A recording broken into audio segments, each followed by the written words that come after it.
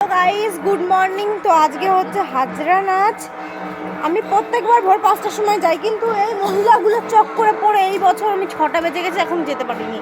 আর ঘুম থেকে উঠেতে দেরি করে, যেহেতু আমার ভাই পুজো করছে, ভোর 3টার সময় বাড়িতে এসেছিলো, এসে ওর ঘুমুর নিয়ে গেছে, সেই কারণেই কিন্তু আমরা আর হচ্ছে তখন ঘুমিয়েছি। যেহেতু চালান কিন্তু দেখতে পারতাম আমি কিন্তু যাইনি, যেহেতু সকালবেলায় আবার এটা দেখতে যাব, তার জন্যই।